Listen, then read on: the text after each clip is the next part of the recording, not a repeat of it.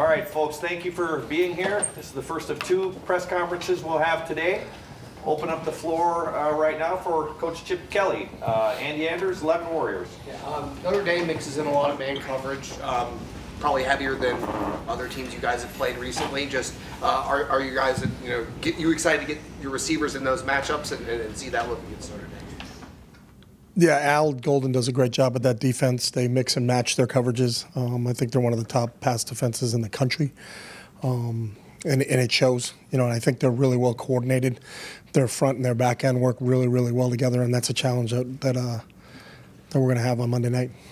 Folks, we do have a number of people on Zoom as well that I'm going to try to get to, so I'm going to have to limit you to one question, at least for starters.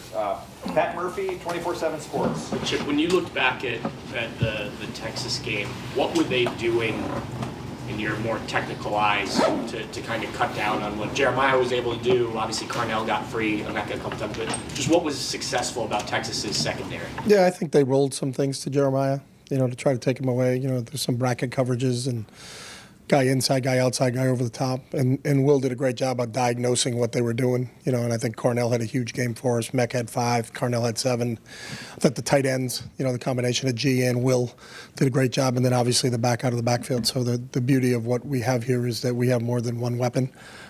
So I think the quarterback has to make really good decisions on what they're trying to take away and then adjust accordingly. And I think Will did a really good job of that. So Austin Moore, podcast. Chip, did you say that you gave Will a hard time over the headset after he tripped on the fourth down run? I could have. You don't have to tell me what you said. How much is that? Can you normally lighten the mood? Is it always just a play call straight in? What are the communications like? It because depends. he can't respond. He can't respond, so I can say whatever I want. It's kind of like being married. It's reversed. Reversed. So, do you take that opportunity much to maybe ever lighten the mood, or? It all depends on the situation. I can't really pinpoint one thing or another. It was just, that was a huge play for us. It was 4th and 2. We had to convert, keep the drive alive. I talked to him, but it wasn't the next play. It was, in between series, we had an opportunity to chat about that. So, because we still had to go down and score. So, Thanks. Rob Aller, Columbus Dispatch. Yeah, hold on. I got to finish texting his wife what he just said. Big picture. Are you happy for what's happened to Ryan Day after what he's gone through? You guys are friends. You guys are close. Just can you speak to? I know coaches sign up for the deal. yeah. But you got to be really happy for him. Yeah, I am. And I think the one thing that, knowing him for so long, I'm not surprised. I told him a long time ago he was built for this. He understands the gravity of what you have to do to be a head coach here. And I think he's handled it tremendously. He's the same person every day. I think the consistency and how he shows up here every day and what his mission is and how he drives this entire program, coaches, people in the building, players, whatever, is very, very evident. And we get a chance to play one more game, and that's what the mantra had been since the last game of the regular season. We got to keep this group together, and everything he's talked about since that day, we've done. So, we got to continue it. Do you sense a load off his shoulders? I mean, and did you see after? No. Okay. I do not sense any load off his shoulders right now. Maybe ask me that question next Tuesday, but I do not sense any load off of his shoulders right now, no. Far left, Whitney Harding, WCMH. Chip, you mentioned the tight ends. You guys have been using that 12 personnel a little bit. What do you like about that, and how important is that going to be against a very physical defense like Notre Dame has? Yeah, I think it depends on how the other team deploys when you put that in the game. So there's always a response to, we put a personnel grouping in, they have an opportunity to match that personnel. They have an opportunity to say, hey, we're going to play it in this grouping.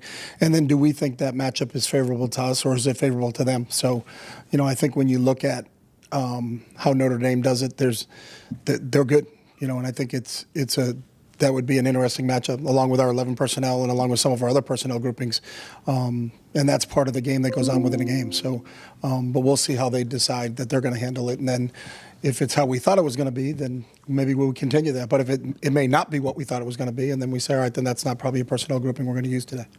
Stephen Means, Cleveland.com. You guys have been rotating Luke, Austin, and Tegra at those guard spots for the first 2 games. I think Luke played every snap at left guard. Just seeing him in extended snaps, how do you think he graded out? I think Luke did a really nice job. I think part of the rotation part was Austin was banged up a little bit. So, how much could we get from him? And he's a warrior and gave us everything he had. So those decisions on the reps of what we're going to do with those guys will be based upon, where's our health when we get to next Sunday and Monday when we start to talk about depth. But I thought Luke, with extended playing snaps, did a really, really nice job. Dom Taveri, WBNS. Coach, they pride themselves on defense, ranked second in the country behind Ohio State. Just how big of a challenge is it? And when you have a defense, you can be in a game, can't you? Yeah, obviously. And I think both teams have proven that, and that's why we're here. But they do an outstanding job, and they've got some real veteran leaders. Cross and Kaiser, I think, have been there. This is year 6 for both those guys. Watts in the secondary has been around for a long time. So they've got depth, up front, second level, and third level. They're really smart. You can watch their communication that goes on during the play, and you can see how in tune they are to what the coaching staff is asking them to do. So that's a huge challenge for us on Monday, going up against a really, really well-coached defense that has some really, really good players that have played a lot of football. I think both teams have guys that have played a lot of football, and that experience has shown through the playoffs. Spencer Holbrook, Letterman Row.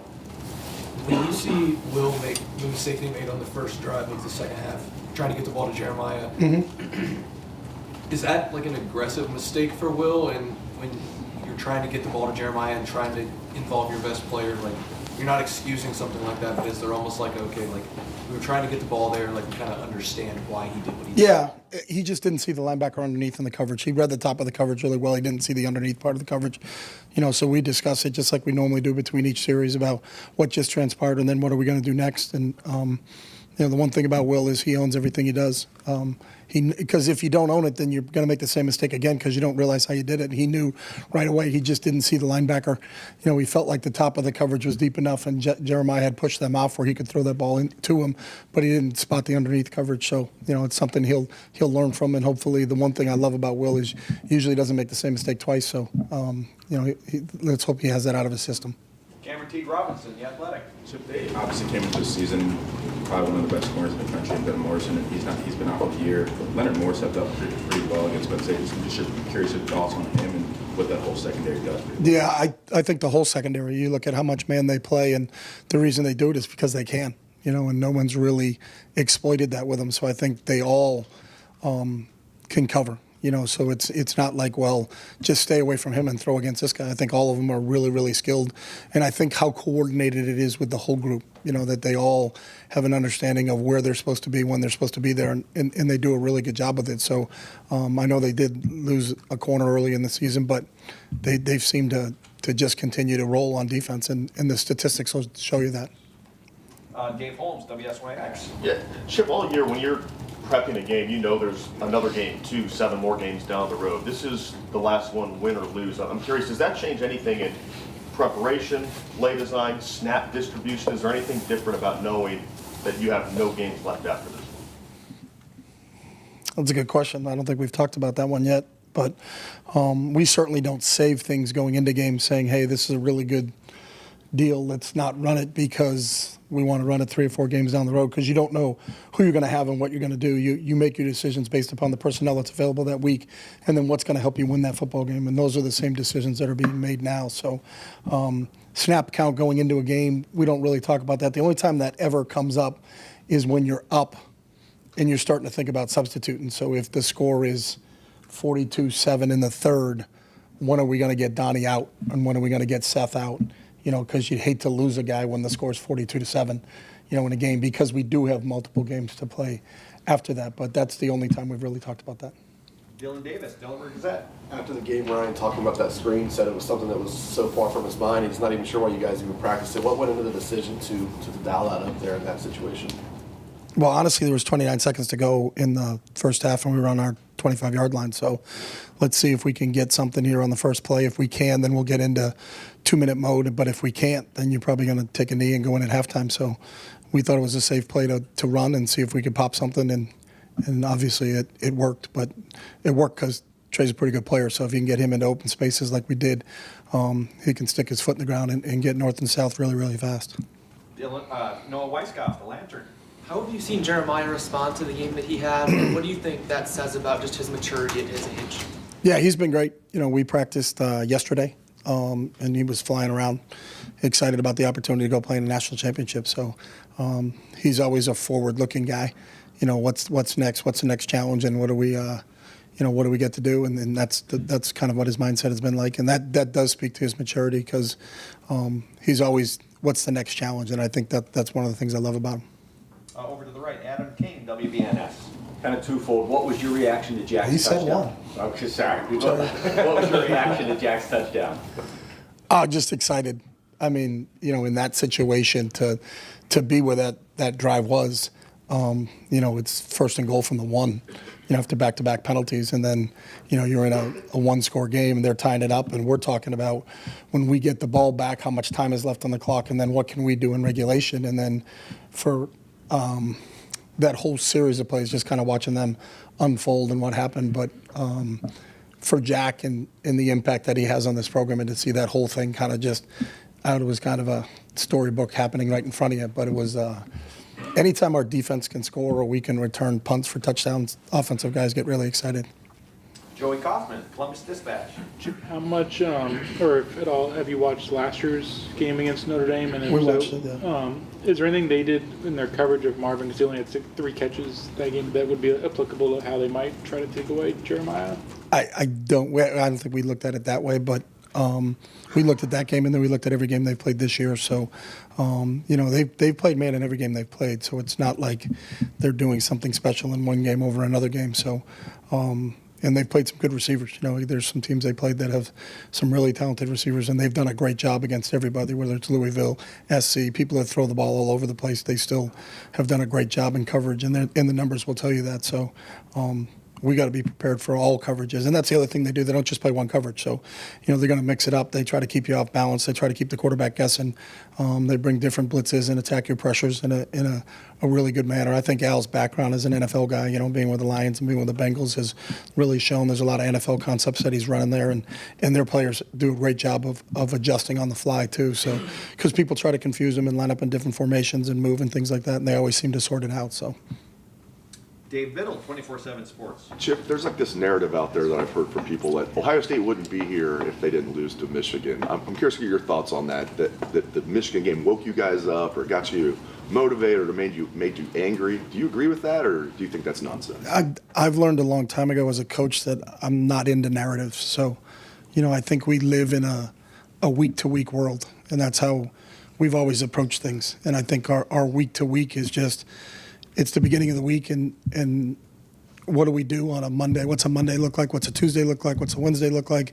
How's your preparation? All those other things. Then you go play the game, and you got about 20 hours to adjust to what happened, whether it was a win or whether it was a loss, and then you move on to the next game. So the narrative part of it isn't something I think coaches really talk about, that this set up that, set up this. That's, you guys are the experts at writing narratives. We're just trying to get a first down. So I don't look at that from that perspective. So. All right, we're going to pause locally and we're going to meld into the World Wide Web and take a few calls on Zoom. Let's open up with Dan Tortora. Dan? Coach, the decision to come over to Ohio State, just reflecting on that hindsight 2020 and what you can say about this experience and the opportunity that presented itself from Coach Day. Yeah, it's been awesome. And I think just really you think about as a coach the day-to-day, so your ability to what it's like every day you're in the Woody and to be with this staff and everybody that's in this building, and then to be around these players on a daily basis is it's what's made this thing really, really special. So excited that we get an opportunity to be together for one more week, because this is an extremely close-knit group. I think the connection from the players to the coaches and players to players, coaches to coaches is really kind of special, and one of the reasons that we've had the success that we've had. So we're going to enjoy these last couple of days here in the Woody and then get on a plane and go to Atlanta and play a game on Monday night. We'll go to Kirk Bowles. Kirk? Yeah, Chip, on the Jeremiah Smith thing, I don't know if your game plan called for him to be a All-American decoy, or did Texas just do anything special to take him out of your offense? Yeah, Pete and his staff did a really good job on the defensive side of some bracket coverages on Jeremiah, and I think Will really recognized it. That's why Carnell had a bigger game. Our tight ends were really involved. Emeka was really involved. The running back was involved. So That's the one thing about here is we have more than one weapon at our skill positions. So quarterback's got to figure out what they're doing and then take advantage of it. I thought Will did a really good job with that. Lane Higgins from the Wall Street Journal. Lane? Hey there, Coach. One of the things I wanted to know is about Coach Brian Hartline, and obviously it's clear that he has been an exceedingly good position coach and asset to the offense, but one of the things that he has done really well is just develop these guys, regardless of whether they're coming in as a 4 or 5 star recruit, he's sort of able to pull more out of them. So, given that you've been around many different types of position coaches in your time, what does Coach Hartline do that's different or that makes him so good at that specific aspect of his job? Yeah, I think whatever the word is that's better than really, really good is what Brian is. So he's as good a coach as I've been around in all aspects. He can do it all. He can recruit. He can develop players. He can put together a game plan. His knowledge in the passing game is outstanding, and we really lean on him a lot in terms of what we're doing from a pass standpoint. But his ability to develop players, what he demands from them in individual drills, how he can explain to our players how you can apply what you're doing in individual drills to the game itself, and then watch that manifest itself is really special. But I think Brian is an outstanding football coach, and really fortunate that I got a chance to work with him this year. And our final Zoom call question, Tony Erdman, Buckeye Huddle. Yep, with regards to, you guys have been planning for 16 or 17 games since even before you arrived. When you did arrive, how quickly was that made to your attention in terms of like the running game, and how do you think Trey and Quinchon have operated in this this split system, because they both look as fresh as they did against Akron? Yeah, I mean, we talked about it from the beginning, what our long-term plan was because of how long the season was going to be, and really didn't have any evidence at the college level because at the FBS level, you never played this many games because there was never a 4-game playoff for you to get to the championship game. So, we talked about this being a long season and how do we do that? That was the reason they went out and recruited Q, and he got here before I got here. But how do you distribute the carries between those guys? And they're eerily close in yardage right now. I don't know the exact difference between the two of them, but it's pretty close. I know it was 1 yard going into the Texas game. So, but both those guys are fresh. You're going to need all weapons. You're going to need all hands on deck. We knew this was going to be a battle of attrition, these 16, playing a 16-game schedule. Obviously, we've lost a few guys in Seth and Jimmy, and just like everybody else.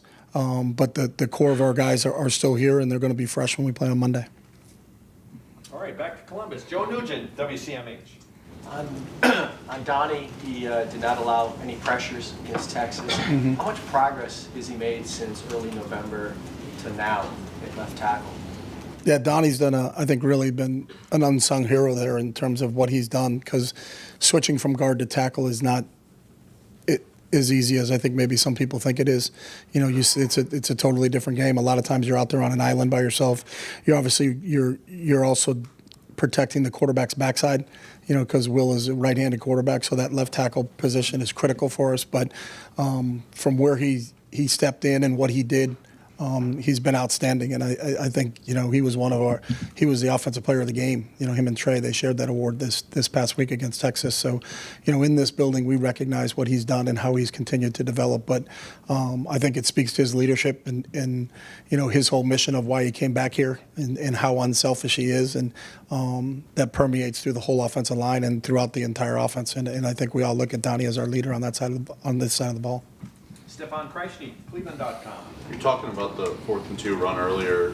How big was that play right before with G to gain a couple extra yards? How much did that affect the way you could call that next play? Yeah, it puts it in a whole different perspective. So, are you punting?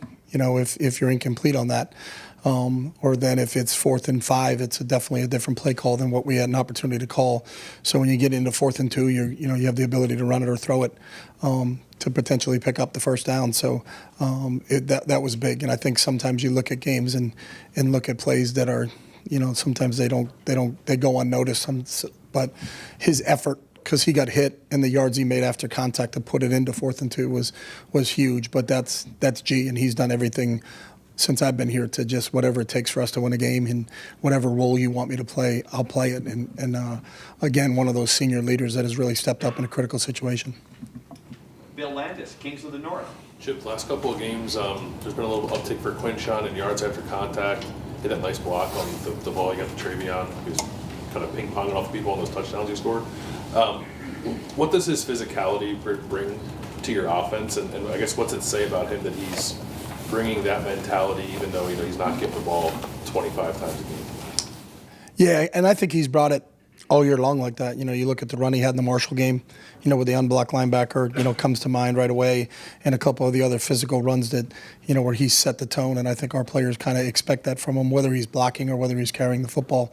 But you got to have a physicality, and to win the whole thing, you're not going to win it by being a passive group, and I think it just sets the tone and shows everybody else that, what those guys are going to do. You look at his block on Trey's run on that play on Friday night against Texas was reminiscent of the block that Trey had for him against Penn State. I think that it speaks volumes to both those guys that whether they're blocking for each other or they're carrying the football in a critical situation down in the red zone, we can count on their physicality and that they're going to deliver a blow to the defense, whether it's as a blocker or as a ball carrier. Dan Hope, 11 Warriors. Chip, when you just evaluate what Will's done this season as a whole, what's impressed you most about what he's done to get you guys to this point? I think his leadership and how he's grown into that role organically. Obviously, almost everybody on offense besides Q and him were already here, and so to come in and just go to work, and I think the players respected his work ethic and the time he put in, and they watched him grow and develop, and the football player he was when they first saw him in the spring to the football player that he is right now. You can see him growing in leaps and bounds. He fit in great with all of his teammates, but they noticed the things behind closed doors, how hard he works at the game, how much he studies football, how he puts ourselves and gives us an opportunity, because he handles a lot of checks for us, and we do a lot of things at the line of scrimmage because he can have that on his plate and he can handle it. And I think his decision-making has really allowed us to do a lot of different things, both run and pass-wise in games. So watching him continue each week we can put more on his plate. And so we're never going to be a play behind because he can put us in the right situation. Has really been a joy as a coach to watch him do that. Bill Rabinowitz, Columbus Dispatch. When you guys lost Josh and Seth, most people probably thought you guys were in a lot of trouble. What was that a narrative? Yes, it was. Very much so. Very much so. I'm learning. Yeah, there we go. Thank goodness we were just day to day. What did you do, and Justin and Ryan and the players do to kind of get it together and not be a liability? It's schematically, mentally, whatever it might have been. Yeah, I think it's a combination of all of it. When you now have different players, different personnel pieces in there, what do they do well and how do we actuate that? And then how do we kind of protect maybe what a weakness is on those guys, because you got two different guys in there. So, it wasn't at the same time with both those guys. So there was a transition there for a little bit when Jimmy went down and Donnie moved out and Carson jumped in at guard and Seth was still there, really kind of running the show, and I think kind of helped us weather that storm initially. And then when we lost Seth, bumping Carson in, and then starting to rotate the guards, it was a whole nother thing. So, kind of two separate things, but I think Justin deserves a ton of credit for what he did and how he worked with all those guys, and I think they got a really good understanding of what we're trying to get accomplished, and I think our job is, to try to put them in position to make plays and then let them go play, and I think they've done a really good job of that. So, that speaks to the depth of this team. We knew it was going to be tested when you play this many games, but the fact that we could weather that speaks to really how that whole old line and the cohesiveness of the entire group. So. And finally, Tim May, Letterman Row. Hey, can I ask just two fast ones? Number one, following up on that, Justin Fry told me that one of the things that stood out to him was the way Will stepped up in a leadership way with the offensive line when Seth went down. Mm-hmm. You were out there on the practice field or wherever it happened and stuff, but what did you notice from that dynamic also of a quarterback literally taking ownership of a situation there and instead of hanging heads going the opposite direction. No, I think it's a good point. I think one of the things Will is conscious of, what's going on. He's very aware. And so not only did we lose a great player in Seth, we lost a great leader in Seth. So, there was a little bit of a vacuum from a leadership standpoint. And so Will did a great job. And I think between Will and Donnie, those are the two real leaders, those guys up front, and bringing those other guys along with them. So that was evident to us after Seth went down. Both Will and Donnie kind of stepping up and filling that void with losing Seth, because Seth was such a great leader for that group up front. Yeah, he's a Remington Award winner too. The other thing, like Tony Gerderman asked you this a while ago, but I wanted to follow up on this aspect of it. What is it like as a offensive coordinator to be going into the last game of the year, and all of your weapons are available to you, it appears, and your offensive line has found itself over the last 4 games? What is that feeling like as you sit there in your office and look at your playbook, your pad, or your computer, whatever you have your plays on, etc.? Do you feel like the whole world's open to you? Create. I mean, what is that sense? You do, until you turn the tape on and look at their defense and say, I don't know if that play is going to work against them. I don't know if that play is going to work against them, just because of how good they are defensively. It's the one thing in our week of preparation and going into it is just, how much respect we have for Notre Dame's defense and what they can do and what they've done against everybody they've played. You watch those guys play. As a fan of football, you just kind of admire how cohesive that entire group is, and then how hard that group plays. So credit to Marcus and Al for what he's got, how those guys got those guys playing right now. But the last 2 games, y'all seem to have had an answer. I mean, if people do take this away from you, you've got that. I mean, do you feel like you've got that going into you understand what I'm saying? I understand exactly what you're saying, but I don't know any coach that ever feels like that. I don't think there's any coach 6 days before the national championship that thinks, I got this. That's, I didn't mean that. Yeah, you did. Yeah, you did. Well, not everybody has a Jeremiah Smith, a Carnell Tate, and a Emeka Egbuka, for example. I know, and we're really, really, really happy that we have them. But we also have great respect for who we're going against, and it's going to be a battle. And I think that's the great part of it. You have the 2 best teams in football playing against each other. And it wasn't voted on that these 2 teams play. It was earned by both teams. So, it's an opportunity to go against Marcus and Allen, what they're going to put out there defensively, and then those players. You watch Cross and Kaiser and Watson, the rest of that group play. As a fan, I admire how hard that group plays on defense. So, and if you're a competitor, that's what you want to play against. You really want to. Do you get an opportunity to play against the best? So we played 2 SEC teams and got an opportunity to beat them. We played the number 1 team in the country and we beat them. So now this is the next challenge, and the next challenge is an outstanding Notre Dame team, and we're excited about the opportunity to go play it. Coach, thank you very much. Thank you. Thanks, Jim.